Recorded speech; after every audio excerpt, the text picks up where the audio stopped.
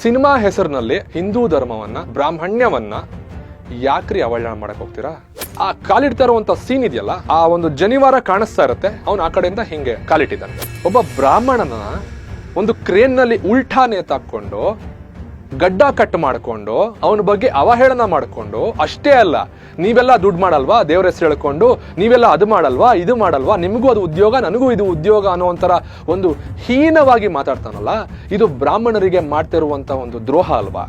ನೀವೆಲ್ಲ ಏನೋ ಬಹಳ ಹನುಮಂತನ ಭಕ್ತರು ಅಂತ ಹೇಳ್ತಿರಲ್ಲ, ಹನುಮಂತನಿಗೋಸ್ಕರ ಒಂದು ಚಂಬಲ್ಲಿ ಮಡಿ ನೀರನ್ನ ತಗೊಂಡು ಹೋಗ್ತಾ ಇರ್ಬೇಕಾದ್ರೆ ನಿಮ್ಮ ಈ ತರ ಅಡ್ಡ ಬಂದು ಮುಖ ತೊಳ್ಕೊಂಡು ನಾನು ಹಲ್ಲೆ ಉಜ್ಜಿಲ್ಲ ಇದರಲ್ಲೇ ಹಲ್ಲು ಉಜ್ತೀನಿ ಅಂತ ಹೇಳೋ ತಾಕತ್ತಿದ್ಯಾ ನಿಮಗೆ? ಆಯ್ತು ಬಿಡಮ್ಮ ಬೇಡ ಅಮ್ಮ, ನಾವು ಚಿಕನ್ ನಾವು ತಿನ್ಕೊಂಡು ಕುಷ್ಕ ಅಥವಾ ಏನ್ ರೈಸ್ ಮಾತ್ರ ನಿಮಗ್ ಕೊಡ್ತೀವಿ ಅಂತ ಹೇಳ್ತಾರೆ. ನಾಚಿಕೆ ಆಗಲ್ವಾ ನಿಮ್ಗೆ? ಯಾವನೋ ಒಬ್ಬ ದನ ಕಡ್ಕೊಂಡು ದನದ ಮಾಂಸ ನಾನ್ ತಿಂತೀನಿ ಸಾರ್ ನಿಮಗ್ ಕೊಡ್ತೀನಿ ಅಂತ ಹೇಳಿದ್ರೆ ಕುಡಿತೀರಾ ನೀವು ಹಿಂದೂಗಳಾಗಿ? ಅವ್ನ್ ಹರಿಕತೆ ಮಾಡೋನ ಹತ್ರ ಎಂತೋ ಪಾರಿವಾಳ ಹಾರಿ ಹೋಯ್ತು ಗೆಳೆಯ ಅಂತ ಯಾವ್ದೋ ಸಾಂಗ್ ಇದೆಯಲ್ಲ, ಅದನ್ನ ಹಾಡಿ ಆ ಪ್ಯಾತೋ ಸಾಂಗ್ ಹಾಡೋ ನನಗೆ ಅಂತ. ಹರಿಕತೆಯಲ್ಲಿ ಯಾವನಾರು ಇಂಥ ಸಾಂಗ್ ಆಡ್ತಾನ? ಅದರಲ್ಲಿ ಹುಡುಗಿಗೆ ಲವ್ ಆಗ್ಬಿಡುತ್ತೆ ಫೈನಲ್ ಅಲ್ಲಿ, ಚಿಕನ್ ನೀನ್ ತಿಂದು ರೈಸ್ ನನ್ ಕೊಟ್ರು ಪರವಾಗಿಲ್ಲ ನಾನು ತಿಂತೀನಿ ಅಂತ. ಅದು ಯಾರ ಮನೆ ಹುಡುಗಿ ಹೇಳೋದು? ಬ್ರಾಹ್ಮಣರ ಮನೆ ಹುಡುಗಿ. ನಿಮಗೆಲ್ಲಾದ್ರೂ ಒಂದಿಷ್ಟು ತಾಕತ್ತು ಅಂತಿದ್ರೆ, ಏನೋ ದೊಡ್ಡ ಬಾಡಿ ಬಿಲ್ಡರ್ ತರ ಒಂದು ಸಿನಿಮಾ ಆ ಕಡೆ ಈ ಕಡೆ ಎಲ್ಲ ಆಂಗಲ್ ಇಟ್ಟು ತೋರಿಸಿದ್ರಲ್ಲ, ನಿಮ್ಗೆ ಅದೇ ತಾಕತ್ತಿತ್ತು ಅಂತ ಆದ್ರೆ ಬೇರೆ ಜಾತಿ ಬಗ್ಗೆ ಇವತ್ತು ಮಾತಾಡೋ ತಾಕತ್ತಿದ್ಯಾ ನಿಮಗೆ? ಸೀನ್ ಡಿಲೀಟ್ ಮಾಡಬೇಡಿ. ಈ ಸೀನ್ ಜೊತೆಗೆ ಬೇರೆ ರಿಲಿಜಿಯನ್ ಅವರು ಸೇರ್ಸ್ಕೊಳ್ಳಿ, ಅವ್ರನ್ನು ಅವಹೇಳನ ಮಾಡಿ ಅದಾದ್ಮೇಲೆ ಒಂದು ವಾರ ಇಟ್ಟು ಆಮೇಲೆ ಎಲ್ಲರದು ಡಿಲೀಟ್ ಮಾಡ್ಬಿಡಿ. ಅವ್ನು ಯಾವನೋ ಡೈಲಾಗ್ ಬರ್ದವನೆ, ಇನ್ನೊಬ್ಬ ಯಾರೋ ಶೂಟಿಂಗ್ ಮಾಡಿದಾನೆ. ನಾಚಿಕೆ ಆಗ್ಬೇಕು ನಿಮ್ಗೆ. ನಮ್ಮ ಜಾತಿನ ಹಿಡ್ಕೊಂಡು ನೀವು ದುಡ್ಡು ಮಾಡ್ತಿರೋದಕ್ಕೋಸ್ಕರ. ಭಿಕ್ಷೆ ಬೇಡಿ ಸ್ವಾಮಿ ಕೊಡ್ತೀವಿ ನಾವು ಬ್ರಾಹ್ಮಣರು, ತಟ್ಟೆ ಕಾಸು ಅಂತ ಹೇಳ್ತಿರಲ್ಲ, ತಗೊಂಡೋಗ್ಬಿಡಿ ಅದನ್ನ. ಕೆಲವ್ರಿಗೆ ಹಂಗೆ ಸಿನಿಮಾ ಚೆನ್ನಾಗಿದೆ ಅಂತಾನೆ ಹೇಳ್ಬೇಕು, ಬೇರೆ ತರ ಹೇಳಕ್ ಹೋದ್ರೆ ಸಿಟ್ಟು ಬರುತ್ತೆ. ಆವರೇಜ್ ಮೂವಿ, ಪರವಾಗಿಲ್ಲ, ಒಂದ್ಸತಿ ನೋಡ್ಬೋದು, ಈ ತರ ಹೇಳಕ್ ಹೋದ್ರೆ ನಿನ್ಗೇನಯ್ಯ ಗೊತ್ತು ಸಿನಿಮಾ ಬಗ್ಗೆ, ನೀನು ಸಿನಿಮಾ ಮಾಡಿ ನೋಡು ಅಂತ ಹೇಳ್ತಾರೆ. ಆದ್ರೆ ಇವರೇ ಕರೀತಾರೆ, ಬನ್ನಿ ಸಿನಿಮಾ ನೋಡಿ ಹೆಂಗಿದೆ ಅಂತ ಹಂಚ್ಕೊಳ್ಳಿ ಅಂತ. ಹೆಂಗಿದೆ ಅಂತ ಹಂಚ್ಕೊಳ್ಳಿ ಅನ್ನೋದು ಚೆನ್ನಾಗಿರ್ಬೇಕು, ಚೆನ್ನಾಗಿರ್ಲೇಬೇಕು, ಚೆನ್ನಾಗಿದೆ ಅಂತ ಹೇಳಲೇಬೇಕು ಅಂತ ಎಕ್ಸ್ಪೆಕ್ಟೇಷನ್ ಇದೆಯಲ್ಲ, ಅದೇ ಇವತ್ತಿನ ಕನ್ನಡ ಫಿಲಂ ಇಂಡಸ್ಟ್ರಿನ ಹಾಳು ಮಾಡ್ತಿರೋದು. ಅದೇನೇ ಇರಲಿ, ನಾನು ಇವತ್ತು ಪೊಗರು ಸಿನಿಮಾ ನೋಡ್ಕೊಬಂದೆ.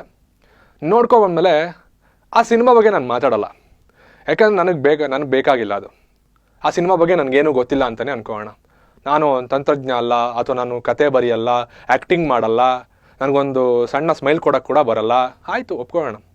ನನಗಿರೋ ವಿಷಯ ಏನು ಗೊತ್ತಾ? ಸಿನಿಮಾ ಹೆಸರಿನಲ್ಲಿ ಕತೆ ಅಂತ ಹೇಳ್ಕೊಂಡು ಹಿಂದೂ ಧರ್ಮವನ್ನು, ಬ್ರಾಹ್ಮಣರನ್ನ, ಬ್ರಾಹ್ಮಣ್ಯವನ್ನು ಯಾಕ್ರಿ ಅವಹೇಳನ ಮಾಡಕ್ಕೆ ಹೋಗ್ತೀರಾ? ಇದು ನನ್ನ ಇವತ್ತಿನ ಪ್ರಶ್ನೆ. ನಾನಿವತ್ತು ಹೇಳ್ತಾ ಇರೋದು ಫುಲ್ ಬಯಾಸ್ಡ್ ಅಂತ ನಿಮ್ಗೆ ಅನ್ಸಿದ್ರೆ, ನಾನೇನೋ ಕನ್ನಡ ಸಿನಿಮಾಗಳ ವಿರೋಧಿ, ಲಾಕ್ಡೌನ್ ಬಂದ ನಂತರ ಬಂದಂತಹ ಸಿನಿಮಾವನ್ನು ನಾನು ಬಂದು ವಿರೋಧಿಸ್ತಾ ಇದ್ದೀನಿ ಅಂತ ನಿಮ್ಗೆ ಅನ್ಸಿದ್ರೆ, ಅದ್ರ ಬಗ್ಗೆ ಏನೂ ಮಾತಾಡಿದೆ ಸಿನಿಮಾ ಬಗ್ಗೆ. ಸಿನಿಮಾದಲ್ಲಿ ಯಾವ ಸೀನ್ಸ್ ಬರುತ್ತೆ ಆ ಸೀನ್ಸನ್ನು ಯಥಾವತ್ತಾಗಿ ಹೇಳ್ತಾ ಹೋಗ್ತೀನಿ.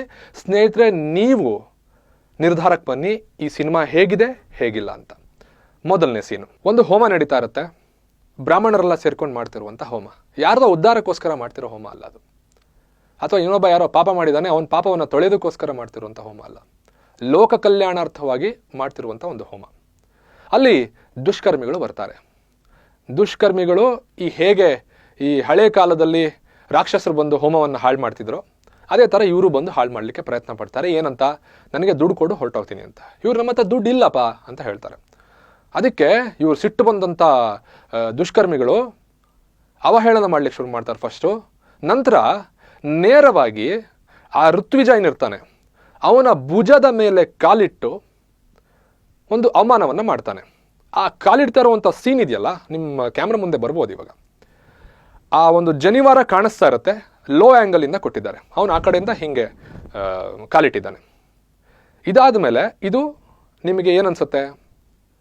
ಹಿಂದೂ ಧರ್ಮವನ್ನು ಅವಹೇಳನ ಮಾಡ್ತಿದ್ದಾರೋ ಮಾಡ್ತಿಲ್ವೋ? ಇದಕ್ಕೆ ನಮ್ಮ ನಿರ್ದೇಶಕರು ಒಂದು ಸಮಜಾಯಿಷಿನ ಕೊಡ್ತಾರೆ. ಮೊದಲ ಹೇಗೆ ರಾಕ್ಷಸರೆಲ್ಲ ಹೇಗೆ ಹೋಮವನ್ನು ಹಾಳು ಮಾಡ್ತಿದ್ರಲ್ಲ, ಇದು ಹಾಗೆ ಅದರ ಒಂದು ಡೆಪಿಕ್ಷನ್ ಅಂತ ಹೇಳ್ತಾರೆ. ಇದು ಒಂದು ಕಾಲ್ಪನಿಕ ಕತೆ. ಒಂದು ಕಾಲ್ಪನಿಕ ಕತೆ ಅಂದ್ರೆ ಒಬ್ಬ ರಾಕ್ಷಸ ಹೇಗಿರ್ತಾನೆ. ಇವಾಗ ಹಿಂದಿನ ಕಾಲದಲ್ಲಿ ರಾಮಾಯಣ ಎಲ್ಲ ನೋಡಿದ್ರೆ ನೀವು, ಗುರುಗಳು ಹೋಮ ಯಾಗ ಯಜ್ಞ ಮಾಡ್ಬೇಕಾದ್ರೆ ರಾಕ್ಷಸರು ಬಂದು ಅವ್ರಿಗೆ ತೊಂದರೆ ಕೊಡ್ತಾ ಇದ್ರು, ಅವ್ರನ್ನ ಹಿಂಗ್ ಮಾಡ್ತಾ ಇದ್ರು, ಅವ್ರನ್ನ ಹಂಗ್ ಹಿಂಸೆ ಮಾಡ್ತಾ ಇದ್ರು.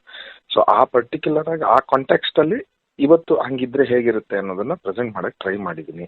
ಇರಬಹುದು ಸರ್, ಅಲ್ಲಿ ತನಕ ನಾನು ಒಪ್ಕೊಂಡೆ, ಆಯ್ತು ಇರ್ಬೋದು, ನೆಕ್ಸ್ಟ್ ಏನೋ ಆಗತ್ತೆ ನೋಡೋಣ ಅಂತ. ಅವನು ನಿನ್ನ ನಾಯಕ ಎಲ್ಲಿದ್ದಾನೋ, ನಿನ್ನ ದೇವರು ಎಲ್ಲಿದ್ದಾನೋ, ನಿನ್ನ ಸೇವ್ ಮಾಡಕ್ಕೆ ಬರ್ತಾನೇನೋ ಅಂತ ಕೇಳಿ ಆವಾಜ್ ಆಗ್ತಾ ಇರೋ ಟೈಮಲ್ಲಿ ಹೀರೋ ಎಂಟ್ರಿ ಆಗುತ್ತೆ. ಅದೇ hero entry scene. Hero entry ಆದವನು ಎಲ್ಲರಿಗೂ ಹೊಡೆದು ಬಿಸಾಕ್ತಾನೆ. I was so happy, okay at least ನಮ್ಮ ಧರ್ಮವನ್ನು ಇವರಾರು ಉಳಿಸ್ತಿದಾರಲ್ಲ ಅಂಥೇಳಿ. ನಂತರ ಏನಾಗುತ್ತೆ ಗೊತ್ತಾ ನಿರ್ದೇಶಕರೇ, ನೀವು ಕ್ಷಮಾಪಣೆ ಕೇಳ್ತಾ ಇರುವಂತಹ ಆ ವಿಡಿಯೋದಲ್ಲೂ ಕೂಡ ಚೆನ್ನಾಗಿ ಎಡಿಟಿಂಗ್ ಕೂಡ ಮಾಡಿದ್ದೀರಾ. ನೀವು ನಿರ್ದೇಶಕರಷ್ಟೇ ಅಲ್ಲ, ನೀವು ಎಡಿಟಿಂಗ್ ಕೂಡ ನೀವೇ ಮಾಡಿದ್ದೀರಾ ಈ ಸಿನಿಮಾಗೆ ಅಂತ ನನಗೆ ಅನ್ನಿಸ್ತಾ ಇದೆ. ಯಾಕೆ ಅಂತ ಹೇಳ್ತೀನಿ ಕೇಳಿ. ಆ ಒಂದು ಫೈಟಿಂಗ್ ಸೀನ್ ಆದ ನಂತರ ಹೀರೋ, ನಾನು ಧ್ರುವ ಸರ್ಜಾ ಅಂತ ಹೇಳಲ್ಲ, ಯಾಕಂದ್ರೆ ಧ್ರುವ ಸರ್ಜಾ ಒಂದು ಆ್ಯಕ್ಟಿಂಗ್ ಮಾಡಿರ್ಬೋದು, ಒಪ್ಕೋತೀನಿ. ಆದರೆ ಒಂದು ಹೀರೋ ಆ ಪೂಜಾರಿನ ಕ್ರೇನಲ್ಲಿ ಉಲ್ಟಾ ನೇತು ಹಾಕ್ಕೊಂಡು ಹಿಂಗೆ ಕಟ್ಟಾಕಿರ್ತಾನೆ. ಅವನು ಅಷ್ಟೇ ಅಲ್ಲ, ಅವನ ಗಡ್ಡವನ್ನು ಕಟ್ ಮಾಡ್ತಿರ್ತಾನೆ. ಯಾಕಪ್ಪ ನೀನು ಈ ಥರ ಮಾತಾಡ್ತಿದ್ಯಾ ಅಂತ ಕೇಳಿದ್ರೆ, ಊರವರೆಲ್ಲ ಬಂದು ಕೇಳಿದ್ರು, ಮತ್ತು ಬ್ರಾಹ್ಮಣರೆಲ್ಲ ಬಂದು ಕೇಳಿದ್ರೆ, ಇಲ್ಲ ನಾನೇ ನಿಮ್ಮನ್ನು ಬಂದು ರಕ್ಷಣೆ ಮಾಡೋಕ್ಕೆ ನಾನೇನು ಹೀರೋ ಅಲ್ಲ, ನನಗೆ ದುಡ್ಡು ಬೇಕು ಅಷ್ಟೇ ಅಂತ ಹೇಳ್ತಾನೆ. ಅಲ್ಲಪ್ಪ, ಅಲ್ಲಿ ನನ್ನ ಸೇವ್ ಮಾಡಿದೆ, ಇಲ್ಲಿ ನೀವು ನನ್ನ ಹಿಂಗೆ ಮಾಡ್ತಿದ್ಯಲ್ಲ, ಇವ್ನು ಯಾಕೆ ಹಿಂಗೆ ನೇತಾಕಿದ್ಯಾ ಈ ಪೂಜಾರನ ಅಂತ ಕೇಳಿದ್ರೆ, ಇವ್ರು ಹೇಳ್ತಾರೆ ತಪ್ಪಲ್ವಾ ಅವ್ನು ಮಾಡೋದು ಅಂತ. ಏನು ಮಾಡೋದು ತಪ್ಪು? ಎಲ್ಲ ಆದಮೇಲೆ, ಫೈಟಿಂಗ್ ಎಲ್ಲ ಆದಮೇಲೆ ಒಂದು ತೀರ್ಥ ಪ್ರಸಾದ ಕೊಟ್ರಂತೆ. ನಾನು ಅಷ್ಟು ಫೈಟಿಂಗ್ ಮಾಡಿದ್ದೀನಿ, ನನಗೆ ತೀರ್ಥ ಪ್ರಸಾದ ಕೊಟ್ಟು ಕಳಿಸ್ತಿದ್ದಾರೆ ಇವರು, ನಮಗೇನು ಏನು ಬರುತ್ತೆ ಅದರಿಂದ ಅಂತ ಹೇಳೋ ಒಂದು ಪ್ರಶ್ನೆ ಒಂದು. ಅಷ್ಟೇ ಅಲ್ಲ, ಇನ್ನೊಂದು ಮಟ್ಟಕ್ಕೆ ಹೋಗಿ ಯಾರೋ ಹೇಳ್ತಾರೆ, ಇಲ್ಲಪ್ಪ ನಿಂಗೆ ಈ ಥರ ಒಂದು ಹೋಮವನ್ನು ಹಾಳಾಗ್ತಾ ಇರೋದ್ರಿಂದ ನೀವು ಉಳಿಸಿದ್ಯಾ, ಹಾಗಾಗಿ ಇದರಿಂದ ನಿಮಗೆ ಪುಣ್ಯ ಬರುತ್ತೆ ಅಂತ ಹೇಳ್ತಾರೆ. ಆಗ ಹೀರೋ ಏನಂತಾನೆ ಗೊತ್ತಾ, ಪುಣ್ಯ ಬರುತ್ತೆ, ಪುಣ್ಯ ಬಂದು ತಗೊಂಡು ಏನು ಮಾಡೋದು ನಾನು? ನಿನ್ನ ಪುಣ್ಯ ತಗೊಂಡು ದಿನಸಿ ಅಂಗಡಿಗೆ ಹೋಗಿ 1 kg ಸಕ್ಕರೆ ಕೊಡು ಅಂತ ಹೇಳಿದ್ರೆ ಏನು ಕೊಡ್ತಾನೆ? ಲುಕ್ ಕೊಡ್ತಾನೆ. ಇದೇ ಥರ ಹೇಳ್ತಾರೆ. ಅಂದರೆ ಅಲ್ಲೂ ಇವರಿಗೆ ಒಂದು ಕ್ಲಿಯರ್ ಥಾಟ್ ಇಲ್ಲ. ಆಮೇಲೆ ಒಬ್ಬ ಬ್ರಾಹ್ಮಣನ ಒಂದು ಕ್ರೇನ್ನಲ್ಲಿ ಉಲ್ಟಾ ನೇತಾಕೊಂಡು ಗಡ್ಡ ಕಟ್ ಮಾಡಿಕೊಂಡು ಅವನ ಬಗ್ಗೆ ಅವಹೇಳನ ಮಾಡಿಕೊಂಡು, ಅಷ್ಟೇ ಅಲ್ಲ ನೀವೆಲ್ಲ ದುಡ್ಡು ಮಾಡಲ್ವಾ ದೇವ್ರ ಹೆಸರು ಹೇಳ್ಕೊಂಡು, ನೀವೆಲ್ಲ ಅದು ಮಾಡಲ್ವಾ ಇದು ಮಾಡಲ್ವಾ, ನಿಮಗೂ ಅದು ಉದ್ಯೋಗ ನನಗೂ ಇದು ಉದ್ಯೋಗ ಅನ್ನೋ ಒಂಥರ ಒಂದು ಹೀನವಾಗಿ ಮಾತಾಡ್ತಾನಲ್ಲ, ಇದು ಬ್ರಾಹ್ಮಣರಿಗೆ ಮಾಡ್ತಿರುವಂಥ ಒಂದು ದ್ರೋಹ ಅಲ್ವಾ? ಇದು ನಮ್ಮ ಜಾತಿಗೆ ಮಾಡ್ತಿರುವಂಥ ಒಂದು ದ್ರೋಹ ಅಲ್ವಾ? ನಾನು ಯಾವತ್ತೂ ಜಾತಿವಾದಿ ಅಲ್ಲ, ಆದರೆ ಇಂಥ ವಿಚಾರದಲ್ಲಿ ಯಾವುದೇ ಜಾತಿನಾಗಲಿ ಯಾಕೆ ವಿರೋಧಿಸ್ತೀರಾ ನೀವು? ಸರಿ, ನೆಕ್ಸ್ಟ್ ಸೀನ್ ಬರುತ್ತೆ. Scene number 2. ಇದು ಆ ಹುಡುಗ ಏನಿದ್ದಾನೆ ಹೀರೋ, ಅವನು ಹೀರೋಯಿನ್ ಮನೆ ಒಳಗೆ ನುಗ್ತಾನೆ. ಆ ಹುಡುಗಿ ಅಲ್ಲಿ ಬ್ರಾಹ್ಮಣ ಕುಟುಂಬದ ಒಂದು ಹುಡುಗಿ. ಮನೆಯೊಳಗೆ ನುಗ್ಗುತ್ತಾ ಇರಬೇಕಾದ್ರೆ ಅಲ್ಲಿ ಪೂಜೆ ಪುನಸ್ಕಾರಗಳು ನಡೀತಾ ಇರುತ್ತೆ. ಬೆಳಗ್ಗೆ ಹೊತ್ತು ಎಲ್ಲ ಸ್ನಾನ ಮಾಡಿ ಸಂಧ್ಯಾ ಒಂದೇನೋ ಇನ್ನೇನೋ ಮಾಡೋದಕ್ಕೋಸ್ಕರ, ಪೂಜೆ ಮಾಡೋದಕ್ಕೋಸ್ಕರ ಮಡಿ ನೀರು ಮತ್ತು ಹೂವನ್ನು ಎತ್ಕೊಂಡು ಹೋಗ್ತಾ ಇರ್ತಾರೊಬ್ಬ.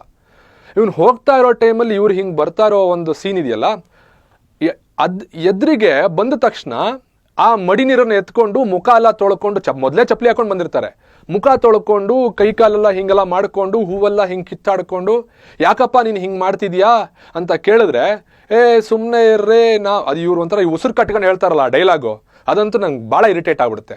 ಸುಮ್ಮನೆ ಇರ್ರೇ, ನಾವು ಹಂಗಲ್ಲ, ನಾವು ಎದ್ದಾಗಲೇ ಮುಖ ತೊಳೆಯಲ್ಲ, ಇವಾಗಲೇ ಮುಖ ತೊಳಿತಾ ಇರೋದು, ಹಂಗೆ ಹಿಂಗೆ. ನಾಚಿಕೆ ಆಗಲ್ವಾ ಇಂಥ ಒಂದು ಡೈಲಾಗೆಲ್ಲ ಇಡಕ್ಕೆ ಅವ್ರಿಗೆ? ಹಾಂ, ದೇವ್ರಿಗೋಸ್ಕರ ತಗೊಂಡು ಹೋಗ್ತಾ ಇರೋ ನೀರು ಸ್ವಾಮಿ ಅದು. ನೀವೆಲ್ಲ ಏನೋ ಭಾಳ ಹನುಮಂತನ ಭಕ್ತರು ಅಂತ ಹೇಳ್ತಿರಲ್ಲ, ಹನುಮಂತನಿಗೋಸ್ಕರ ಒಂದು ಚಂಬಲ್ಲಿ ಮಡಿ ನೀರನ್ನು ತಗೊಂಡು ಹೋಗ್ತಾ ಇರ್ಬೇಕಾದ್ರೆ ನಿಮ್ಮ ಈ ಥರ ಅಡ್ಡ ಬಂದು ಮುಖ ತೊಳ್ಕೊಂಡು ನಾನು ಹಲ್ಲೇ ಉಜ್ಜಿಲ್ಲ ಇದರಲ್ಲೇ ಹಲ್ಲು ಉಜ್ತೀನಿ ಅಂತ ಹೇಳೋ ತಾಕತ್ತಿದೆಯಾ ನಿಮಗೆ? ಹಾಂ, ಏನು ಬ್ರಾಹ್ಮಣರನ್ನು ಅಷ್ಟು ಸದರ ಆಗೋಗಿದ್ದೀರಾ ನಿಮಗೆ? ಯಾರು ಬೇಕಾದ್ರೆ ಬಂದು ಹಿಂಗೆ ಗಂಟೆ ಬಾರಿಸ್ಕೊಂಡು, ನಾವೇನೋ ಗಂಟೆಗಳು ನಾವಿಲ್ಲಿ ಗಂಟೆ ಬಾರಿಸ್ಕೊಂಡು ಹೋಗ್ತಾ ಇರ್ತಾರೆ ಇವರು. ಇದೊಂದು ಸೀನಾ ಇದು? ಯಾಕೆ ಬೇಕಾಯ್ತು ಈ ಸೀನು? ಸುಮ್ಮನೆ ಬ್ರಾಹ್ಮಣರ ಅವಹೇಳನ. ಒಟ್ಟಲ್ಲಿ ಈ ಸಿನಿಮಾ ಮೂಲಕ ನನಗೆ ಬ್ರಾಹ್ಮಣರನ್ನ ಉಗಿಬೇಕು. ಅವ್ನು ಯಾವನೋ ಡೈಲಾಗ್ ಬರ್ದವನೇ, ಇನ್ನೊಬ್ಬ ಯಾರೋ ಶೂಟಿಂಗ್ ಮಾಡಿದ್ದಾನೆ. ನಾಚಿಕೆ ಆಗ್ಬೇಕು ನಿಮಗೆ. ನಮ್ಮ ಜಾತಿನ ಹಿಡ್ಕೊಂಡು ನೀವು ದುಡ್ಡು ಮಾಡ್ತಿರೋದಕ್ಕೋಸ್ಕರ. ಅಥವಾ ಅದು ಬರ್ಕೋಬಿಡಿ, ಇದು ಬ್ರಾಹ್ಮಣರನ್ನ ಅವಹೇಳನ ಮಾಡಿಕೊಂಡು ಜಾತಿನ ಅವಹೇಳನ ಮಾಡಿಕೊಂಡು ದುಡ್ಡು ಮಾಡ್ತಾ ಇರುವಂಥ ಚಿತ್ರ. ಖುಷಿ ಇರೋ ದುಡ್ಡು ಕೊಟ್ಬಿಟ್ಟು ಹೋಗಿ, ಭಿಕ್ಷೆ ಬೇಡಿ ಸ್ವಾಮಿ ಕೊಡ್ತೀವಿ ನಾವು ಬ್ರಾಹ್ಮಣರು, ತಗೊಂಡೋಗಿ ತಟ್ಟೆ ಕಾಸು ಅಂತ ಹೇಳ್ತಿರಲ್ಲ, ತಗೊಂಡೋಗ್ಬಿಡಿ ಅದನ್ನು. ಇನ್ನು 3ನೇ ಸೀನ್ ಬರ್ತೀನಿ ಇವಾಗ. ಇದರಲ್ಲಿ ಅದೇನೋ ಒಂದು ಸಣ್ಣ ಒಂದು ಡೈಲಾಗ್ ಬರುತ್ತೆ. ಏನಂದರೆ, ಈ ಚಿಕ್ಕಣ್ಣ ಮತ್ತು ಆ ಹೀರೋ ಏನಿರ್ತಾನೆ ಅವ್ರ ನಡುವೆ ಒಂದು ಡೈಲಾಗ್ ಬರುತ್ತೆ. ಎದುರುಗಡೆ ಇನ್ನೊಂದೇನೋ ಒಂದು ಸೀನ್ ನಡೀತಾ ಇರುತ್ತೆ. ಅದರಲ್ಲಿ ಇರೇನೋ ಆಹಾರದ ಬಗ್ಗೆ ಮಾತಾಡ್ತಾ ಹೀರೋ ಹೇಳ್ತಾನೆ, ಅದೇನು ಬಿಡಿಪ್ಪ ಅಂತ ಹೇಳ್ತಾ ಆ ಹುಡುಗಿಗೆ, ನಿಮ್ಮಪ್ಪ ಚಿಕನ್ ತಿಂತಾನಾ ಅಂತ. ಬ್ರಾಹ್ಮಣರು ಅಂತ ಗೊತ್ತು ಆ ಕ್ಯಾರೆಕ್ಟ್ರು, ಆದರೂ ಬೇಕು ಅಂತ ಕೇಳಿಸೋದು, ಕೆಣಕೋದು, ನಮಗೆ ಒಂಥರ ಕುಚೇಷ್ಟೆ ಮಾಡೋದು, ಚಿಕನ್ ತಿಂತಾನಾ ಅಂತ. ಅದಕ್ಕೆ ಪಕ್ಕದಲ್ಲಿರೋ ಒಂದು ಕಾಮಿಡಿ ಕ್ಯಾರೆಕ್ಟರ್ ಹೇಳ್ತಾನೆ, ಇಲ್ಲ ಇಲ್ಲ ಅವ್ರು ಬ್ರಾಹ್ಮಣರು ಚಿಕನ್ ತಿನ್ನಲ್ಲ ಅಂತ. ಗೊತ್ತಿದೆ, ಡೈಲಾಗ್ ಬರಿಬೇಕಾದ್ರೆ ಗೊತ್ತಿದೆ ಬ್ರಾಹ್ಮಣರು ಚಿಕನ್ ತಿನ್ನಲ್ಲ, ನಾನ್ ವೆಜ್ ತಿನ್ನಲ್ಲ ಅಂತ.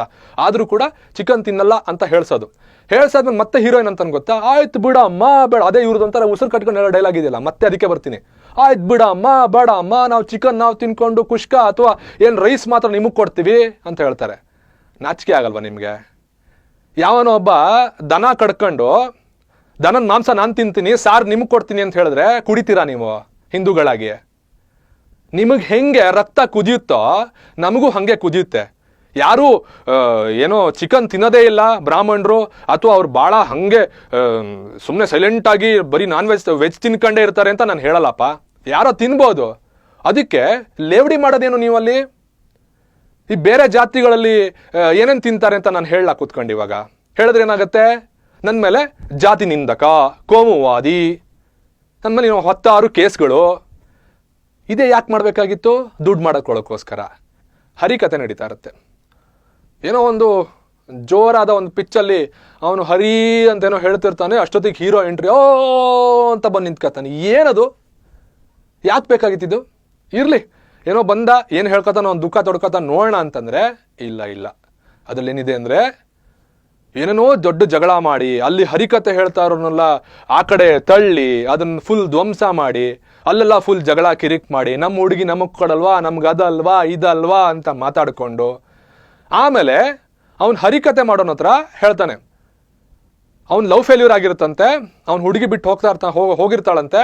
ಅದಕ್ಕೆ ಹರಿಕತೆ ಮಾಡೋನು ಎಂತೋ ಪಾರಿವಾಳ ಹಾರಿ ಹೋಯ್ತು ಗೆಳೆಯ ಅಂತ ಯಾವುದೋ ಸಾಂಗ್ ಇದೆಯಲ್ಲ, ಅದನ್ನ ಹಾಡಿ ಆ ಪ್ಯಾಥೋ ಸಾಂಗ್ ಹಾಡೋ ನನಗೆ ಅಂತ. ಹರಿಕತೆಯಲ್ಲಿ ಯಾವನಾರು ಇಂಥ ಸಾಂಗ್ ಆಡ್ತಾನ?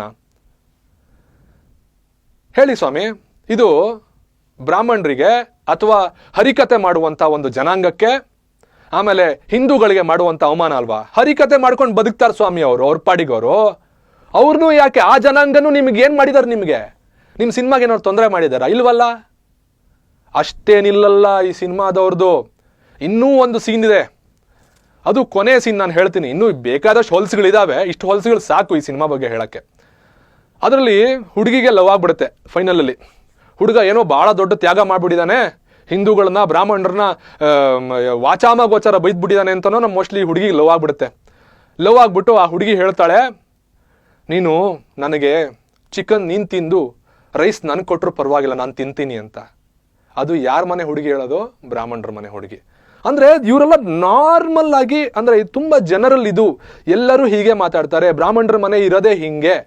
ಮತ್ತು ಪ್ರತಿಯೊಂದು ಡೈಲಾಗ್ನಲ್ಲೂ ಕೂಡ ನಿಮ್ಗೆ ಎಷ್ಟೊಂದು ಕಡೆ ಬ್ರಾಹ್ಮಣರ ಸೀನ್ ಬಂತು ಅಂದ್ರೆ ಸಾಕು, ನೀವು ತಟ್ಟೆ ಕಾಸು ಅಥವಾ ದುಡ್ಡು ತಿಂತೀರಾ, ಇದು ಜನರ ಹೆಸರು ದೇವ್ರ ಹೆಸರು ಹೇಳ್ಕೊಂಡು ನೀವೆಲ್ಲ ದುಡ್ಡು ತಿಂತೀರಾ, ಪಾಪ ಪುಣ್ಯ ಅಂತ ನೀವು ತಿನ್ನಲ್ವಾ, ನಾನೇನು ತಪ್ಪು ಮಾಡಿದ್ದೀನಿ. ಇವ್ನು ಮಾಡ್ತಾ ಇರೋದೇ ಹಲ್ಕ ಕೆಲಸ ಅಲ್ಲ ಹೀರೋ.